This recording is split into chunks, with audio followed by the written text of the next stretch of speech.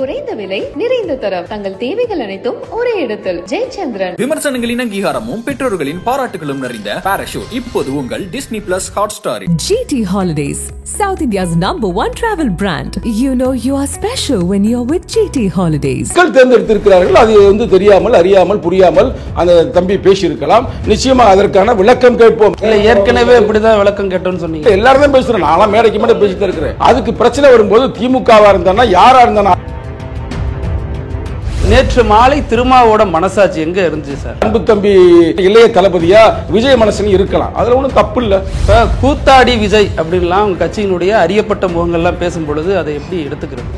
கூத்தாடி தாங்க.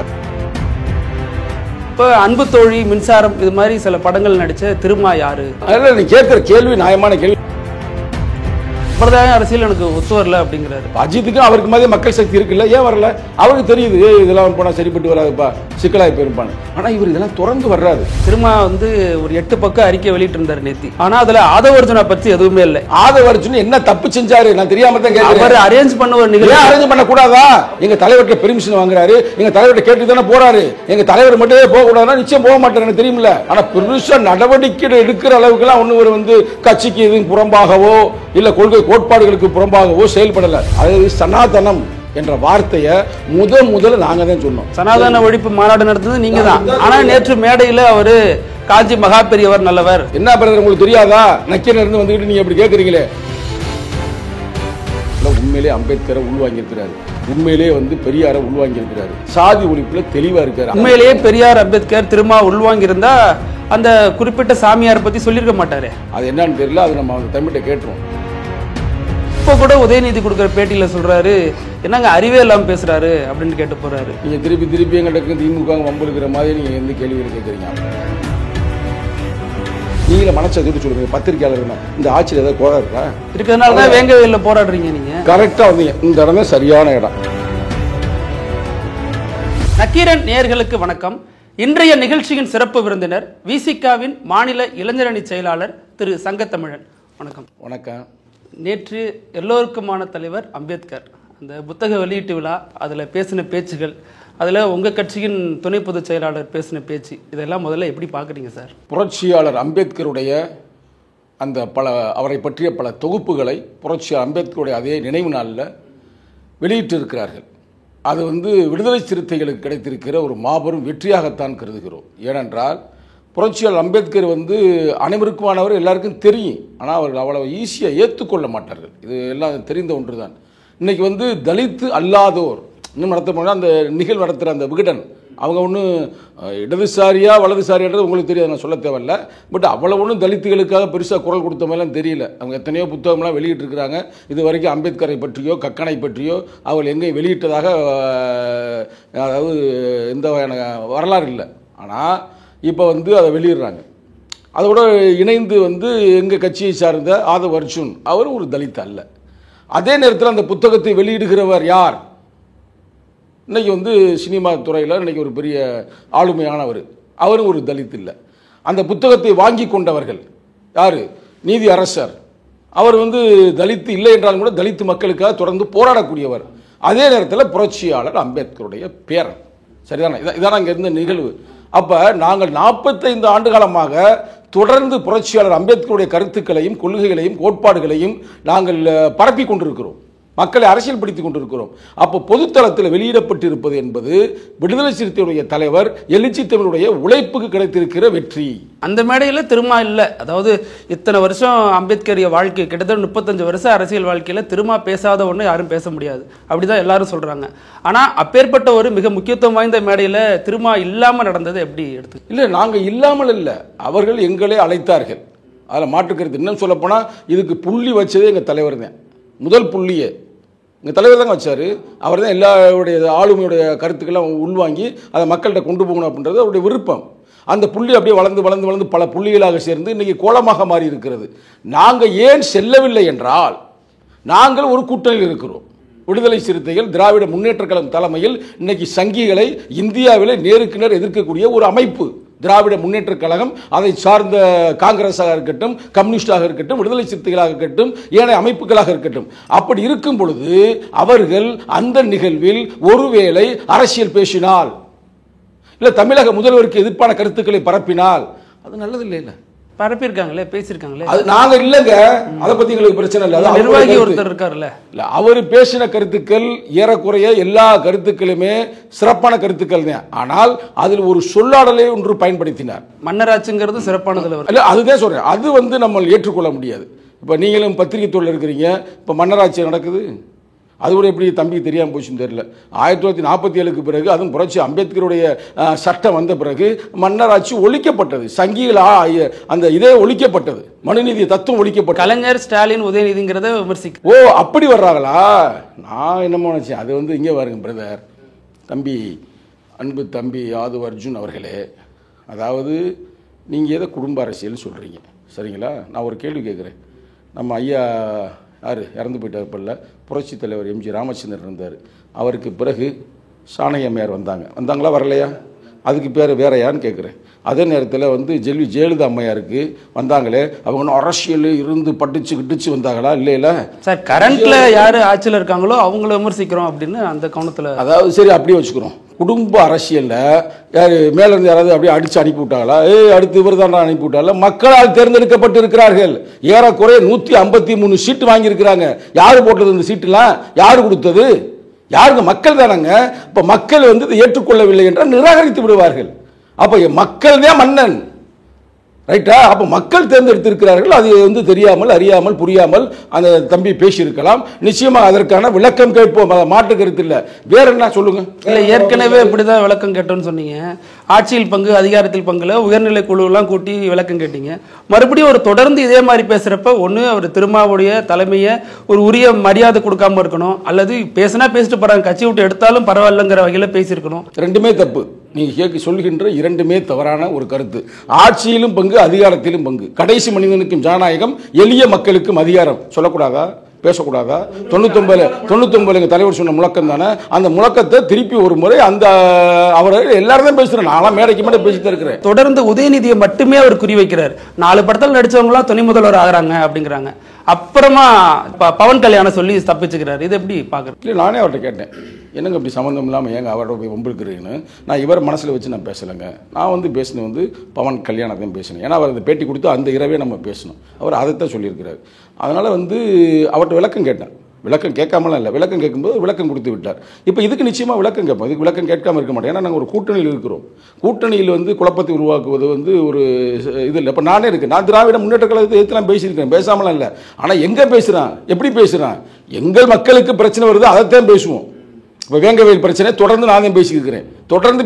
யார் மறந்தால் நான் மறக்க மாட்டேன். அது கண்டுபிடிக்கின்ற வரைக்கும் நான் பேசியிருப்பேன். எங்கள் தலைவர்களை அப்படி வழிநடத்தி இருக்கிறார். அது மட்டுமல்ல, அந்த தம்பி நேற்று வந்தார், ஒரு சின்னத்துறை வாயில வெட்டும் போது அங்கே போய் களத்தில் நின்றது விடுதலை சிறுத்தைகள், தொடர்ந்து போராடி கொண்டிருந்த விடுதலை சிறுத்தைகள், அந்த தம்பிக்கு நீதி வாங்கி கொடுத்தது விடுதலை சிறுத்தைகள். அப்போ எங்கெல்லாம் அடக்குமுறை, ஒடுக்குமுறை நடக்குதோ அங்கெல்லாம் நாங்கள் குரல் கொடுப்போம். இப்போ மதுரை மாவட்டம் மேலூரில் அந்த மேலாவளவுன்ற இடத்துல அதில் இருக்கிற வீர வணக்கம் அந்த விடுதலை களமே யார் உருவாக்குனா? எங்கள் தலைவர் உருவாக்குனாரு. இன்னமும் சொல்ல போனால் எங்கள் தலைவர் அந்த நேரத்தில் ஆக்சிடென்ட் ஆகிட்டார். அப்போ அவர் கிடைத்த பணங்களை எல்லாம் வைத்து ஹாஸ்பிட்டலுக்கு கொடுப்பாங்களா, அந்த பணத்தை எங்கள்கிட்ட கொடுத்து, தோழர்கள்ட்ட கொடுத்து அதை கட்ட சொன்னார். அப்போ எங்கெல்லாம் தலித்துகளுக்கு பிரச்சனை இருக்கோ அங்கெல்லாம் போய் நாங்கள் குரல் கொடுத்துருக்கிறோம். அதுக்கு பிரச்சனை வரும்போது திமுகவாக இருந்தானா யாராக இருந்தானா அது நாங்கள் எதிர்ப்போம், அதில் மாற்று கருத்து இல்லை. ஆனால் அன்பு தம்பி இந்த கருத்து பேசுனது தப்பு. நேற்று மாலை திருமாவோட மனசு அல்லது மனசாட்சி எங்கே இருந்துச்சு சார்? ஓ, அதுக்காக கேட்குறீங்களா? அதாவது எங்கள் தலைவரே பதில் சொல்லிட்டாரு. அப்போ விஜயோடைய மனசு திருமாவளவன் எங்கே இருக்காருன்னு அவருக்கு இருந்திருக்குது. எங்கள் தலைவருடைய மனசு எங்கே இருக்குன்னா மக்கள் மனதில் இருக்குது. தமிழகத்தில் இருக்கிற 8 கோடி மக்களுடைய மனசுலையும் எங்கள் தலைவர் இருக்கிறார். அந்த வகையில் அன்பு தம்பி இளைய தளபதியா விஜய் மனசுலையும் இருக்கலாம். அதில் ஒன்றும் தப்பு இல்லை. எங்களுக்கு அவங்களுக்கு எந்த பிரச்சனையும் இல்லைங்க. அவங்க எடுக்கிற அரசியல் தான். அரசியல்ல நீ சனாதனத்தை எதிருங்க, அதுக்கு பேசினார். மணிப்பூர் பிரச்சனை பற்றி பேசினார். கிட்டத்தட்ட அவர் சொல்றது உங்க கொள்கை தானே. திராவிடம், தமிழ் தேசியம், விசிகாவுக்கும் அது ரொம்ப இணக்கமான கொள்கை, அதை தான் முன்னிறுத்தி வரீங்க. அதுதானே விஜயம் சொல்றாரு. அதுல எல்லாம் எந்த வகையான கருத்து முரண்பாடு இல்லை. அவர் பேசினதே வரவேற்கிறோம். ஆனால் நீங்கள் திராவிட முன்னேற்ற கழகத்தையே எதிர்ப்பதாக இருக்கும் பொழுது, நாங்கள் அந்த கூட்டணியில் இருக்கும் பொழுது, அந்த கூட்டணியை உருவாக்கிய பங்கு எங்கள் தலைவருக்கு இருக்கிறது. அந்த கூட்டணிக்கு இன்னும் சொல்ல போனா அந்த காலகட்டத்தில் முதலில் மக்கள் நல கூட்டணியில் இருந்து நாங்கள் மாறி இங்கிருந்து உருவாக்கணும். அது முக்கியமான பல வரலாறு உங்களுக்கு நான் சொல்றேன். தனபாலன் நினைக்கிறேன், அவருடைய கல்யாணம், அவர் காமராஜர் கட்சி வச்சிருக்கிறாரு. அந்த கல்யாணத்தில் எங்கள் தலைவர் போறாரு. அப்ப தளபதி ஸ்டாலின் வர்றாரு, எதிர்க்கட்சி தலைவரா. அவர் சொல்றாரு, திருமாவளவன் மட்டும் என்னோடு இருந்திருந்தால் நான் இப்பயே முதல்வராக இருப்பேன். அதுக்கு அடுத்தபடியாக மக்களை கூட்டிலிருந்து நான் பிரிஞ்சு இங்கே வர்றேன். நாங்கள் மட்டும் வரல, எல்லாரையும் கூட்டிட்டு வந்துட்டோம். அந்தமா வரலையா?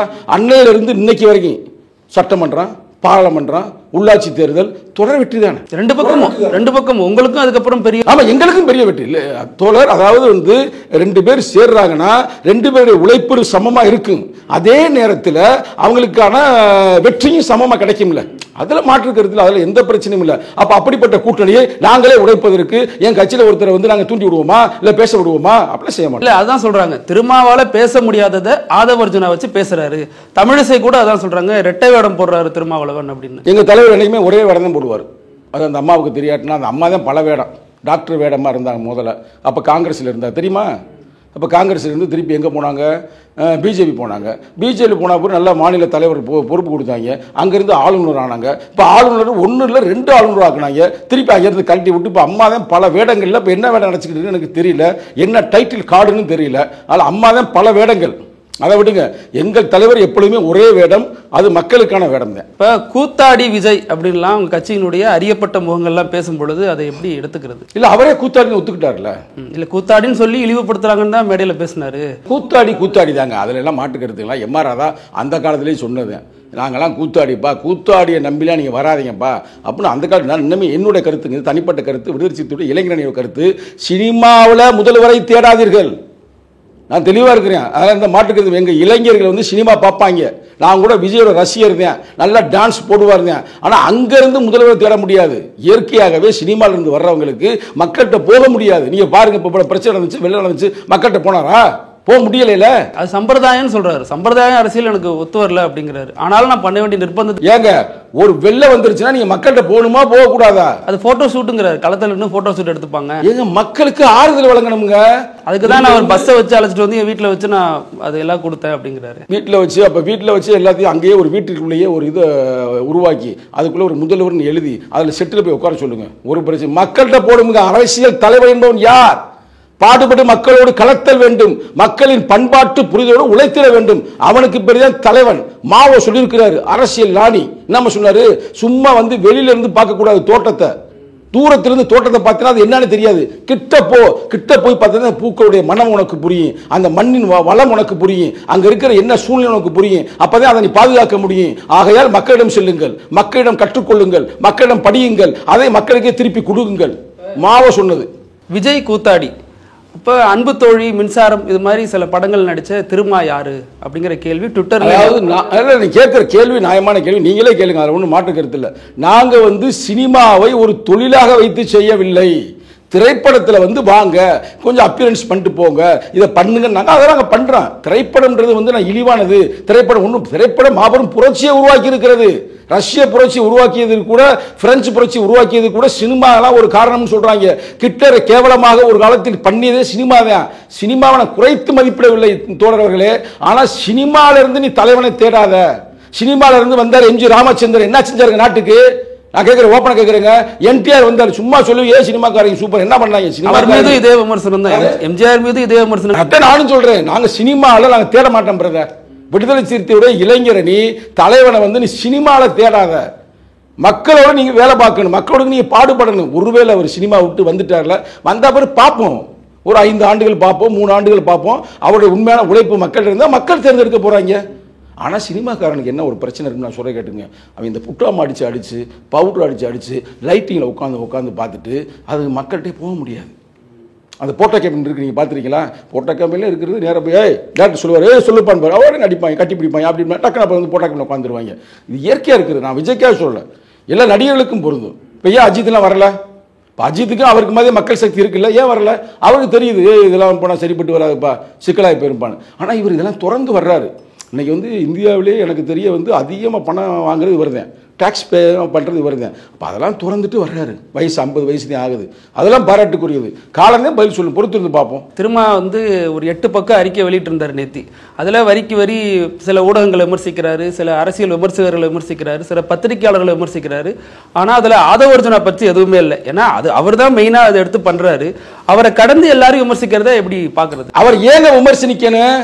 ஆதவர்ஜுனா என்ன தப்பு செஞ்சாரு? நான் தெரியாம தான் கேட்கிறேன். அவர் அரேஞ்ச் பண்ண ஒரு நிகழ்ச்சி கூடாதா? அவர் கட்சி தலைவர் இல்லாம அவர் ஒரு அமைப்பு வச்சிருக்காரு. அமைப்பு வந்து நான் நடத்த போறேன்னு சொல்றாரு. எங்க தலைவர்கிட்ட பெர்மிஷன் வாங்குறாரு. எங்க தலைவர்கிட்ட கேட்டு தானே போறாரு. எங்க தலைவர் மட்டுமே போக கூடாதுன்னா நிச்சயம் போக மாட்டாரு, தெரியுமில்ல. அதான் அவங்க தலைவரே சொல்றாரு, போயிட்டு அம்பேத்கரை பத்தி பேசுப்பா, அரசியல் பேசாதங்கிறாரு. அதை மீறி அவர் அரசியல் மட்டும்தான் பெருசா பேசியிருக்காரு. எல்லாமே அரசியல் தான் பிரதர். அந்த நிலா விழாவை ஏன் நாங்க அவாய்ட் பண்ணோம்? அங்கே அரசியல் தான் பேசுவாங்க, எங்களுக்கு தெரியும் எல்லாமே. முன்னுணர்வார் எங்கள் தலைவர், அதெல்லாம் ஃபோர்காஸ்டிங் தெளிவாக பண்ணுவார். அதெல்லாம் தேவையில்லைன்னு போகலை. அந்த தம்பிக்கும் வலியுறுத்தினார், தம்பி நீ போப்பா, அம்பேத்கரை பற்றி பேசுப்பான்னு. ஆனால் அவர் அதை மீறி பேசியிருக்கிறாரு. நிச்சயமாக நாங்கள் விளக்கம் கேட்போம். விளக்கம் கேட்காம இருக்க மாட்டார் எங்கள் தலைவர். விளக்கம் கேட்பாரு. விளக்கம் ஏற்றுக்கொள்கிற மாதிரி இருந்துச்சுன்னா ஒன்றும் பிரச்சனை இல்லை. ஆனால் பெருசாக நடவடிக்கை எடுக்கிற அளவுக்குலாம் ஒன்றும் ஒரு வந்து கட்சிக்கு எதுவும் புறம்பாகவோ இல்லை கொள்கை கோட்பாடுகளுக்கு புறம்பாகவோ செயல்படலை.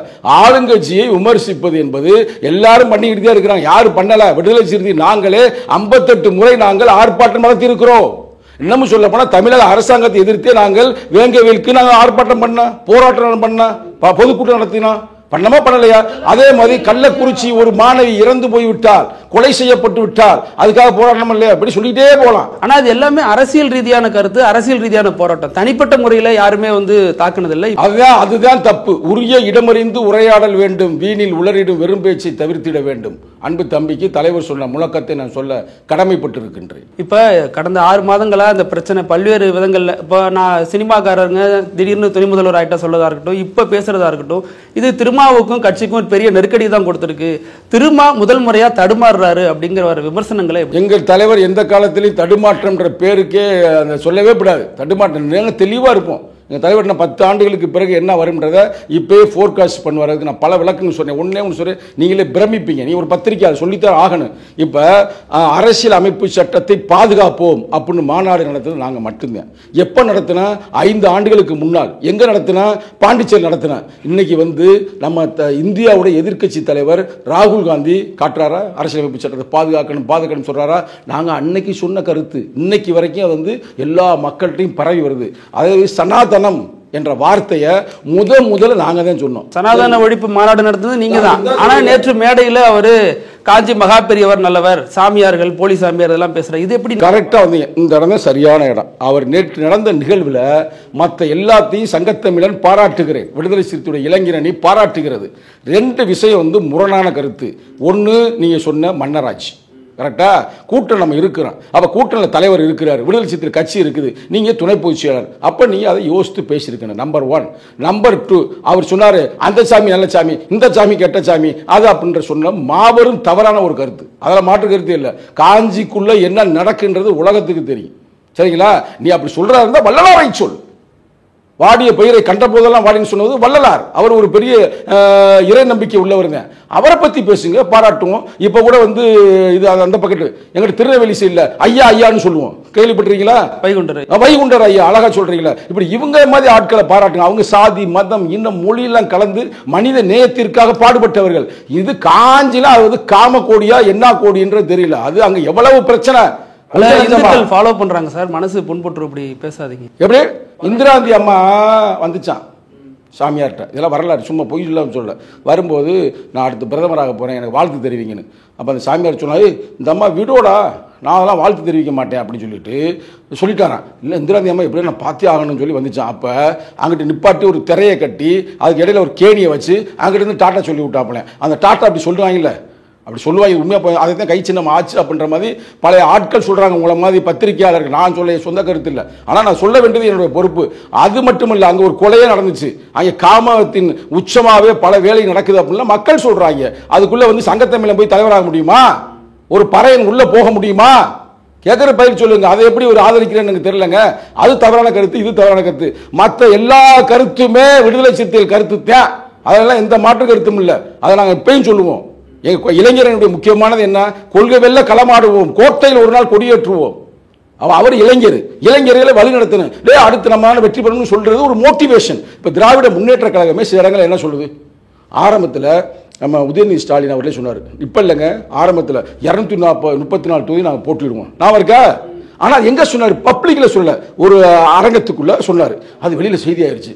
என்ன அவங்க நிற்க போகிறாங்களா வந்துச்சா இல்லையா. இப்போ கூட 200 தொகுதி நாங்கள் நிற்க போகிறோம், வெற்றி பெற போகிறோம்ன்றாங்க. அப்போ 200 தொகுதி வெற்றி பெறதா இருந்தால் அப்போ 230 அவங்க நிற்க போகிறாங்களா, எல்லாம் வரும்ல. அது ஒரு மோட்டிவேஷன் பண்றது கரெக்டா.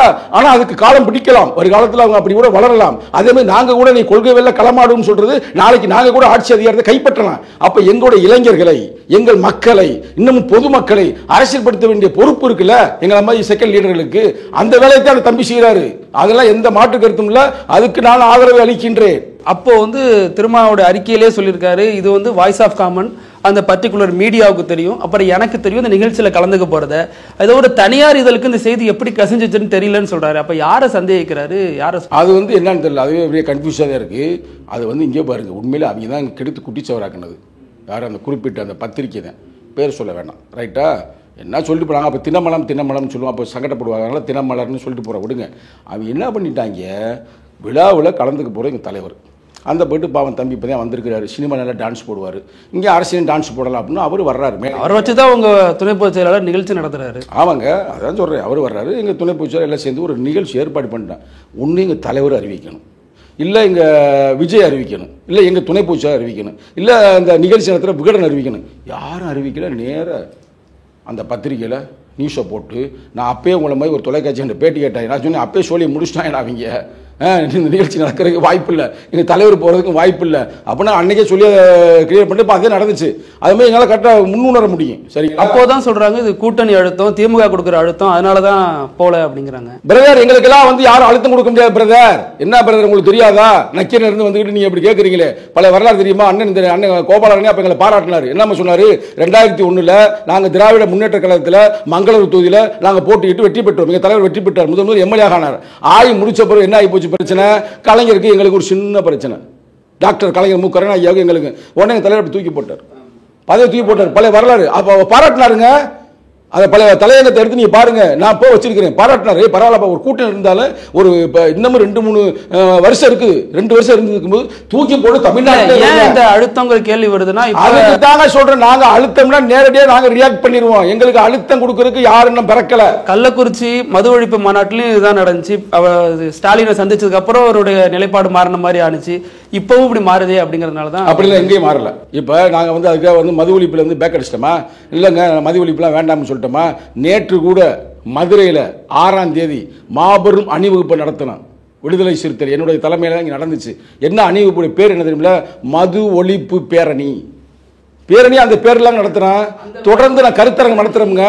கள்ளக்குறிச்சியில் நடந்த அந்த மது ஒழிப்பு பேரணி வாய்ஸ் ஆஃப் காமனுடைய தொடர் முயற்சி காரணமா நடந்த மாதிரி நேற்று அந்த ஷோல ஏவி வருது. அது எப்படி பாத்தீங்களா? இல்ல அது அதான் இங்க பாருங்க, அது எப்ப திருமாவை விட ஒரு பெரியவருங்கிற மாதிரி அதுல ப்ரொஜெக்ட் பண்ணப்படுது. நீங்க உடனே பில்டப் பண்ணிட்டு இருக்கேன். அவர் உயரம் அவருக்கு தெரியுமுங்க, ஆள் ரொம்ப உயரமா இருக்காருக்கா. நீங்க ரொம்ப உயரமா நினைச்சு பேசாதீங்க. அவர் நல்ல தம்பி, எங்க தலைவருடைய சொல்லுக்கு பேச்சுக்கெல்லாம் கட்டுப்பட்டு நடக்கக்கூடியவர் தான். அதுல எந்த மாற்று கருத்தும் இல்லை. உண்மையிலே அம்பேத்கரை உள்வாங்கியிருக்கிறாரு, உண்மையிலே பெரியாரை உள்வாங்கியிருக்கிறாரு. இன்னும் சொல்ல போனா அவர் இளமையிலே தாய் தந்தையை இழந்திருக்கிறாரு. சாதி ஒழிப்புல தெளிவா இருக்காரு. அதெல்லாம் பேச மாட்டீங்களா பிரதர்? அந்த மேடையில் எவ்வளவுக்கு பேசுறாங்க, சாதியை ஒழிக்கணும், சாதியில சமூகத்தை கட்ட. உண்மையிலேயே பெரியார் அம்பேத்கர் திருமா உள்வாங்கி இருந்தா அந்த குறிப்பிட்ட சாமியார் பத்தி சொல்லியிருக்க மாட்டாரு. அதுதான், அதாவது சில நேரங்களில் சில பேருக்கு எவ்வளோதான் படிச்சிருந்தாலும் சில தடுமாற்றம் வருவது இயற்கை தான். கரெக்டா? அது என்னன்னு தெரியல. அது நம்ம அந்த தம்பிகிட்ட கேட்டுருவோம். இந்த 2 விஷயத்தையுமே நாங்கள் கேட்டுருவோம். என்ன தம்பி நீங்கள் பாட்டு இப்படி பண்ணி விட்டு பிரச்சனையை வளர்த்து விட்றீங்க அப்படின்னு கேட்டோம்னா அவர் விளக்கம் கொடுக்க போறாரு. விளக்கம் நல்லபடியாக இருந்தால் நாங்கள் ஏற்றுக்கொள்வோம். இப்போ கட்சியில் தொடர்பாக பேசுறீங்களா? இது தொடர்பாக விளக்கம் அளிக்க உயர்நிலை குழு எதுவும் கூடுதா? இல்லைன்னா தலைவர் இது வரைக்கும் அறிவிக்கல. அறிவிச்சாருன்னா கலந்து கொண்டு அதற்கான கருத்துக்கள்லாம் பேசப்படும். ஆனால் நீங்கள் பெருசாக நடவடிக்கை அளவுக்கு பெருசாக நீங்கள் பில்டப் பண்ணி விடாங்க. அதெல்லாம் ஒன்றுமே இல்லை. இப்போ கூட உதயநிதி கொடுக்குற பேட்டியில் சொல்கிறாரு, என்னங்க அறிவே இல்லாமல் பேசுகிறாரு அப்படின்னு கேட்டு போகிறாரு. ஒரு மக்களாட்சிங்கிறது நான் மக்கள் ஓட்டு போடுறதுனா நான் வந்தேன், எப்படி மன்னராட்சிங்கிறாருன்னு கேட்டு போகிறாரு. நானும் அதான பிரதர் நேரம் பேசிக்கிறேன். இல்லை இதெல்லாம் உங்களுக்கு ஒரு நெருக்கடியாக மாறாதா? துணை முதல்வர் திமுக இதெல்லாம் எதிராக நிற்குது. ஏற்கனவே திமுகவின் ராஜா சொல்லியிருக்காரு, அவர் கட்சி விட்டு நிற்குங்க அப்படின்னு கோரிக்கை கொடுத்துருக்காரு. நீங்கள் திருப்பி எங்களுக்கு திமுக வம்புழுக்கிற மாதிரி நீங்கள் எந்த கேள்விகள் கேட்குறீங்க? அப்படிலாம் இல்லைங்க. அதாவது அவங்க கட்சிக்குன்னு ஒரு கொள்கை இருக்குது, கோட்பாடு இருக்குது. எங்கள் கட்சின்னு ஒரு கொள்கை இருக்குது, கோட்பாடு இருக்குது. இப்போ அவர் தப்பு செஞ்சிருக்காருன்னு நாங்கள் முடிவு பண்ணோம்னா நாங்கள் நடவடிக்கை நடவடிக்கை எடுப்போம். நீங்கள் அப்படிலாம் கேள்வி கேட்டீங்கன்னா அப்போ அண்ணன் ராஜாவை பற்றி நான் ஏதாவது சொல்ல போக அப்புறம் அது பிரச்சனை ஆகிப்போம். நான் அண்ணன் ராஜாட்ட ஏற்கனவே ஒரு பேட்டியில் சொல்லியிருக்கிறேன். அண்ணன் ராஜா அவர்களே மேலாவளவு சென்னகரம்பட்டியில் கலவரம் நடந்துச்சு, அவன் செத்து போன முருகேசன் வந்து திமுக காரு, நீங்கள் என்னைக்காச்சும் அங்கே போயிருக்கீங்களா, வீர வணக்கம் செலுத்திருக்கீங்களா நான் கேட்டிருக்கிறேன். நான் வந்து அதுக்கும் பயப்பட மாட்டேன். இப்போ வேங்கவேல் பிரச்சனைக்கு அண்ணன் ராஜா வந்து பேசியிருக்கிறாரா, இப்போ அதெல்லாம் பேசணும் கரெக்டாக, அதைத்தான் மக்கள் விரும்புவாங்க. சமூக நீதி குழுலாம் அமைச்சு விசாரணை போயிட்டு தானே இருக்கு. அப்போ கண்டுபிடிக்காமல் இருக்குல்ல, ரொம்ப கவலையாக இருக்குல்ல. போகிறேன் புறம் மைக்கை நீட்டிங்களா அதானே கேட்குறேன். என்ன வேங்கவேல் கண்டுபிடிக்காமல் இருக்கிற பயிர் சொல்லாமல் தெரியலேன்றாங்களே, அதெல்லாம் எங்களை பேச வேண்டிய இது இருக்குது. அதாவது பெரிய ஒரு குற்றம் செய்து கட்சிக்கு எதிர்ப்பாக தலைவருக்கு எதிர்ப்பாக அவர் மறைமுகமான செயல் திட்டங்களை செய்கிறார் அப்படிலாம் எதுவும் இல்லை. அவர் ஒரு இளைஞருங்க. ரெண்டு விஷயமா பேசுறாங்க. திருமாவை ஆதவர்ஜுனா இயக்குறாருன்னு ஒரு தரப்பு, இன்னொரு தரப்பு ஆதவர்ஜுனாவை திருமா இயக்குறாரு, தான் பேச முடியாததை இவர் வச்சு பேசிக்கிறாருன்னு சொல்றாங்க. அதாவது எது எப்படியோ ரைட்டா, தலைவர் வந்து ஒரு பல்கலைக்கழகம் யூனிவர்சிட்டி எங்கள் தலைவர், அந்த யூனிவர்சிட்டியில் படித்த மாணவர்கள் தான் நாங்களாம். யார் ஆதவ அர்ச்சுனா இருக்கட்டும், சங்கத்தமிழாக இருக்கட்டும், வன்னியரசாக இருக்கட்டும், இல்லை ஏனைய தோழர்களாக இருக்கட்டும், அந்த படிச்சுவிட்டு அதுக்கு தகுந்த மாதிரி நாங்கள் பேசுவோம். அதுக்காக நான் பேசின முன்ன பின்ன இருந்தாலும் கூட பல்கலைக்கழகம் குற்றம் இல்லை, பல்கலைக்கழகத்தைன்னு சொல்ல மாட்டாங்கல்ல. கரெக்டாக நாங்கள் ஒழுங்காக படிக்கலை, இதை குண்டக்க மண்டக்க எதாவது படிச்சுட்டு வந்து அரை குறையாக படித்து வந்து சங்கத்தமிழை உளறேன் அப்படின்னு கூட நீங்கள் நினச்சிக்கலாமே தவிர தலைவருக்கெல்லாம் பொறுப்பு இல்லை. அதே நேரத்தில் தலைவரை வந்து யாரும் இயக்குறதுக்கு யாரும் பிறக்கலைங்க. நான் தலைவரோட தொடர்ந்து இருக்கிறாள், அவரை பற்றி நான் படித்தாள், அவர் வந்து ஒரு கருத்து ஒரு முடிவு பண்ணுறாரு இருந்தால் உங்கள்கிட்டையும் கேட்பார், ஏன்ட்டையும் கேட்பார், கேமராமேன்ட்டையும் கேட்பார், நான் கொண்டா டீ கொடுத்தாருல அவர்கிட்டையும் கேட்பார். கேட்டு முடிச்சுட்டு அவர் ஒரு முடிவு வருவார். விசிகாவில் ஜனநாயகம் இருக்குங்கிறது எல்லாருக்கும் தெரியும். அதுதான் இப்போ ஜனநாயகம்ன்ற பேர்ல மாநாடு நடத்தியதே விடுதலை சிறுத்தைகள் தான். இந்தியாவிலேயே யார் நடத்தல வெல்லும் ஜனநாயகம் யார் நடத்தினா, நாங்க நடத்தினா. அதனால கட்சியில ஜனநாயகம் இருக்குல்ல, நான் அவ்வளவு பேச முடியுமா? இளைஞர் சில கோடு தெரியாம தாண்டி போய் பேசுறாரோ அப்படிங்கறதா. கோடு தாண்டி அழிச்சு விட்டாரு அவர் சொல்லிடுவோம். தாண்டாதப்பா, அழிக்காதப்பா, சிக்கலை வளர்த்து விட்டுறாதப்பா அப்படின்னு நம்ம சொல்லிடுவோம். ஏன்னா ஒரு 1000 தான் இருந்தாலும் பிரதர் யதார்த்தமாக பேசுவோம். இப்போ என்ன விவாதம் பண்ணி என்ன பண்ண போகிறோம், ஒன்றும் இல்லை. நம்ம ஒரு கூட்டணியில் இருக்கிறோம், நம்ம யாருக்கு இல்லை இயங்குறோம், உண்மையிலே திமுகன்ற தலைமையில் நம்ம இயங்கிக்கிட்டு இருக்கிறோம். கரெக்டாக இப்போ கூட்டணி இல்லாமல் வெளியில் இருந்தோம்னா ஒன்றும் பிரச்சனை. நாங்கள் பேசாதாங்க திமுகவை சொல்லிவிடப்பா, பழையெல்லாம் பேசுறது சர்ச்சையாயிரும். நாங்களாம் 90களில் பேசினது 94ல் பேசினது கொள்கை மாறுபட்டிருக்கிறதுனால தான் தனி கட்சியாகவே இருக்கும். ஆனால் இப்போ வந்து நீங்களே மனசாட்சியோடு சொல்லுங்க, பத்திரிகையாளர் தானே, இந்த ஆட்சியில் ஏதாவது கோரம் இருக்கா? இருக்கிறதுனால தான் வேங்கவேலில் போராடுறீங்க நீங்கள். அது போராடுற பிரதர். இது வந்து இந்த கட்சி மட்டும் இல்லை, எந்த ஆட்சி வந்தாலும் இவங்க வந்து எங்களை எதிர்ப்பாக இருப்பாங்க. இப்போ நாங்களாவது போய் நேரடியாக பேசுகிறோம், இது பண்ணுறான். இதே இது மற்ற ஏதாவது ஆட்சியாக இருந்தால் கண்டுக்கவே மாட்டாங்க. இது வெளியே வந்திருக்காது செய்தியாகவே, பேப்பரில் கூட போட்டுருக்க மாட்டாங்க, இதுக்காக போராடி இருக்க மாட்டாங்க. ஆனால் நாங்கள் வந்த பிறகுதான் எல்லா பிரச்சனையும் வெளியில் கொண்டு வரோம். டே அங்கே பிரச்சனை இங்கே பிரச்சனை இல்லைன்னா என்ன பண்ணுவாங்க, வேற எதாவது அப்படியே மூடி மறைச்சிருவாங்க. எவ்வளவோ பிரச்சனை பிரதர். நீங்கள் வேங்கவேல இன்னைக்கு சொல்கிறீங்களே, நான் வேணும் புரட்சி அம்பேத்கர் தொகுப்பு நம்பர் 9 கொண்டாந்து இப்போ நான் தர்றேன். அந்த 9ல் அம்பேத்கர் பதிவு செய்திருக்கிறார், மதுரை மாவட்டம் மேலூருக்கு பக்கத்தில் உள்ள கீழாவளவில் இவர்கள் குடிக்கின்ற தண்ணியில் மலத்தை கலந்தார்கள்னு. எப்படி? அப்ப நான் சொல்றது 1952 புரட்சியாளர் அம்பேத்கர் பதிவு செய்திருக்கிறார். இது மாதிரி பல இடங்கள்ல நடந்திருக்கிறது. அது இன்னைக்கு நாங்க வந்த பிறகு அது வெளிச்சத்துக்கு வருது. போராட்டம் நீ கேட்கறீங்களா கேள்வி, கூட்டணியில் இருக்கிற என்னப்பா கண்டுபிடிக்காம இருக்கிறீங்க, அழுத்தம் கொடுப்பீங்களா கொடுக்குமா கேட்கறீங்களா? அப்ப போராட அளவுக்கு இருக்குல்ல அது அமைப்பு. அதனால வந்து அது சிறப்புத்தியா, நீங்க எதுவும் குறைத்து மதிப்பிடாதீங்க. தமிழக முதல்வர் சிறப்பாக ஆட்சி நடத்துகிறார், மிக சிறந்த மனிதர். இப்ப இறுதியா அவர் மீது என்ன நடவடிக்கை அப்படிங்கிறது தான் எல்லோரு தரப்பிலையும் எதிர்பார்க்கப்படுது. அது கட்சி தலைமையில நீங்க என்ன சொல்றீங்க, நடவடிக்கை எடுக்கணும் அவர் மேல?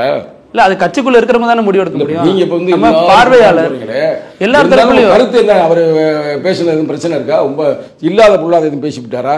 இல்ல, அது கட்சிக்குள்ள உள்ளவங்க தானே முடிவு எடுக்க முடியும். வெளியில இருந்து இந்த கேள்வியில் எடுத்தது உங்கள்கிட்ட வைக்கிறோம், அவ்வளவுதான். அதாவது எப்படின்னா, எங்க தலைவர் வந்து இதுல வந்து கவனமா இது பண்ணி நம்ம ஒரு கூட்டணியில் இருக்கிறோம். நீங்கள் கூட்டணிக்கு எதிர்ப்பான கருத்துக்களை பேசுகிறது நல்லதில்லை. கூட்டணி இல்லாமல் இருந்த பிரச்சனை இல்லை, இது எல்லாமே தெரிஞ்சதாங்க. அப்போ கூட்டணி இருந்துக்கிட்டு நம்ம வந்து சுரண்டிக்கிட்டே இருக்கக்கூடாது, மம்புழுத்துக்கிட்டே இருக்கக்கூடாது, அது சிக்கலில் முடியும். அப்போ அந்த தம்பி வந்து இது மாதிரி பேசியிருக்கிறாரு. பேசுனதுக்கு விளக்கம் நிச்சயமாக கேட்போம். விளக்கம் வந்து சரியாக இருந்துச்சுன்னா ஒரு பிரச்சனை இல்லை.